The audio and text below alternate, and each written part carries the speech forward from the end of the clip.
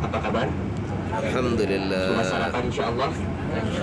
Jadi biar semangat kita Alhamdulillah. untuk jalan-jalannya hari ini. Kalau bahasanya Ibu Bos, biar semangat halan-halannya. Insyaallah. Baik Bapak Ibu yang Allah muliakan, sebelum kita ikuti saya. Bismillahirrahmanirrahim. Bismillahirrahmanirrahim. Bismillahi. Tawakkaltu 'ala Allah. Tawakkaltu 'ala Allah. Wala haula Wala haula wala quwwata wala quwwata illa billahi illa billahil al-'aliyyil 'azim. aliyyil azim.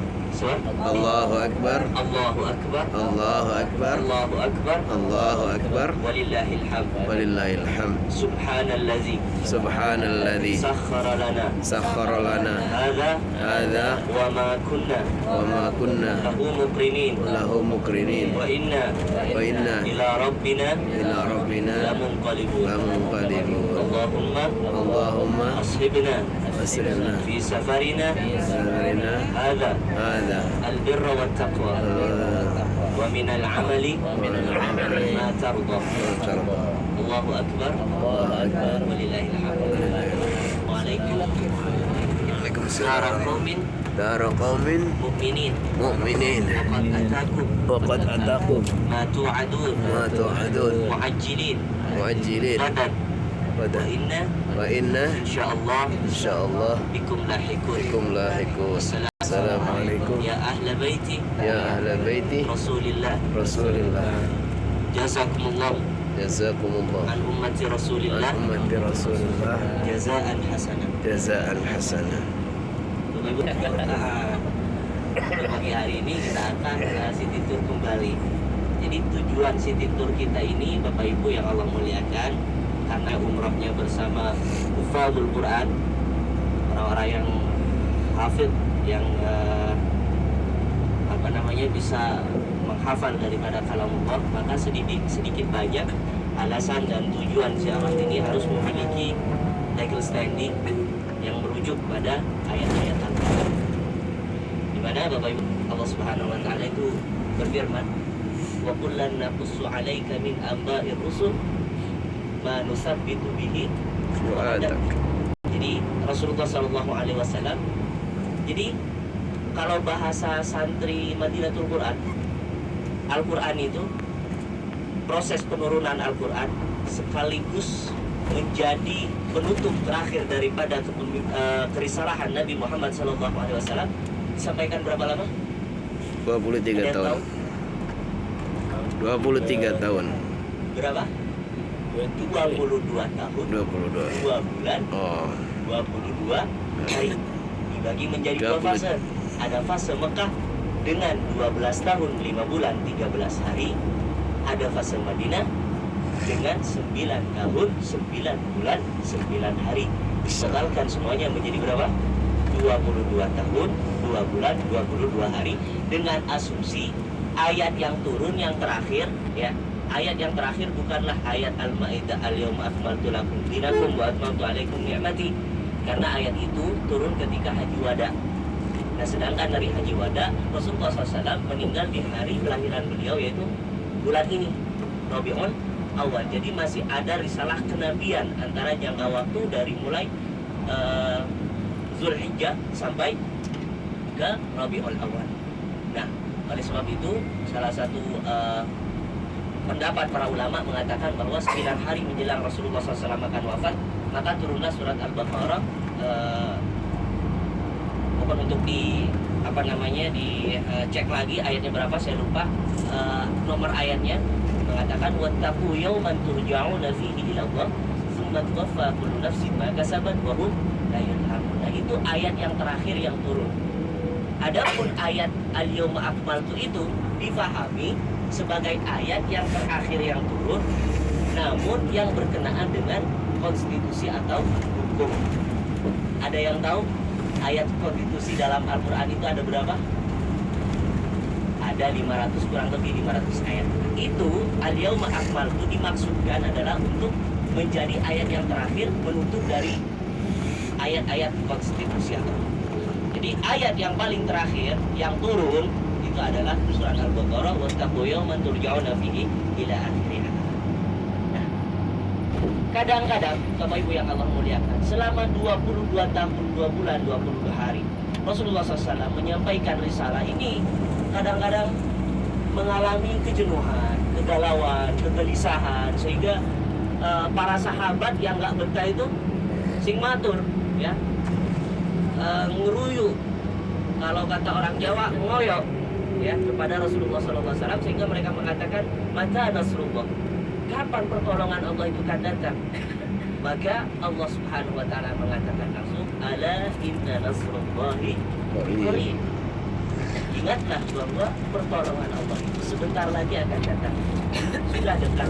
Nah, diukur dari mana dekatnya kemenangan itu, maka dihitung dari diturunkanlah, dikisahkanlah kisah-kisah para nabi-nabi terdahulu, bagaimana kekejaman umat-umat terdahulu menghadapi nabi-nabi mereka. Nabi-nabi terdahulu menghadapi umat yang lebih brengsek dibandingkan umat Muhammad Sallallahu Alaihi Wasallam. Ada Nabi Nuh, ya, yang dakwahnya 950 tahun, ya, alfasanatin illa khamsina amma, ya, dimana ketika Nabi Nuh ini berdakwah kepada, ya Rabbi inni da'autu qaumi laila wa nahara wa lam yazidhum du'ai illa firara, ya. Jadi ketika Nabi Nuh ini berdakwah di hadapan kaumnya, itu tidak didengar, tidak dianggap, malah semakin matur kepada Allah Subhanahu wa taala, ya Allah, aku senantiasa siang malam aku berdoa kepada Engkau untuk bagaimana caranya umatku, kaumku ini agar kembali ke jalan.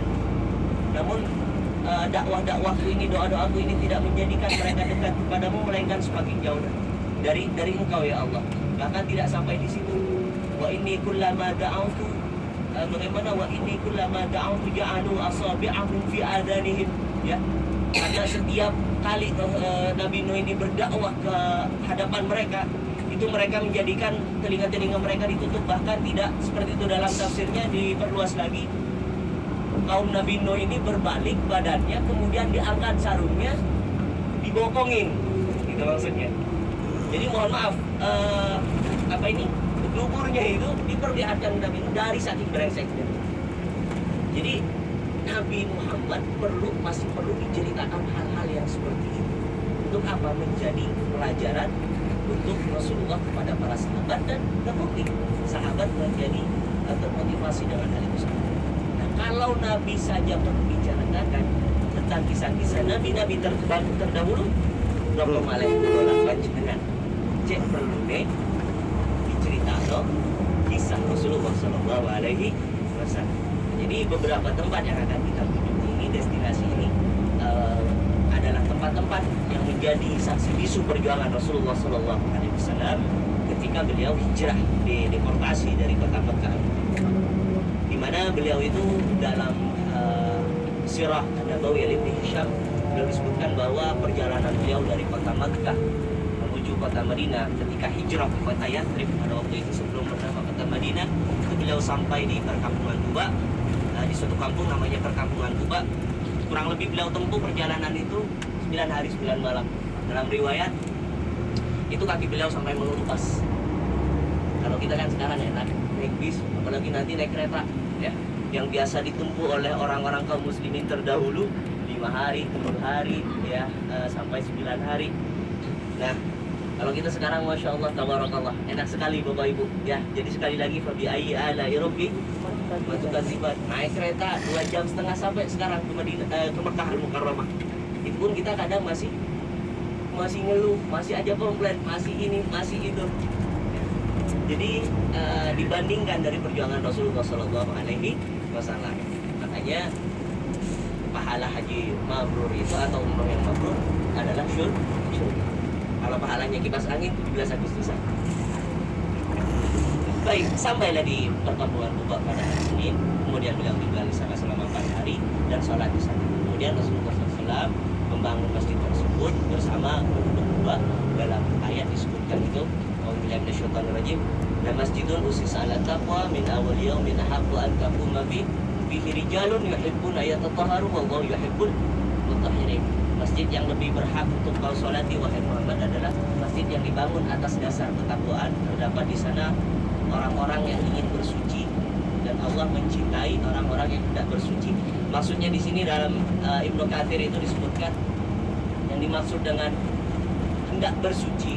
Jadi penduduk kampung Kuba ini, Bapak Ibu yang Allah muliakan, itu penduduknya cinta banget soal kebersihan, higienis lah ya. Jadi mereka itu nggak suka yang kotor. Bahkan disebutkan dalam riwayatnya itu, mereka kalau mohon maaf kalau cebok itu istinja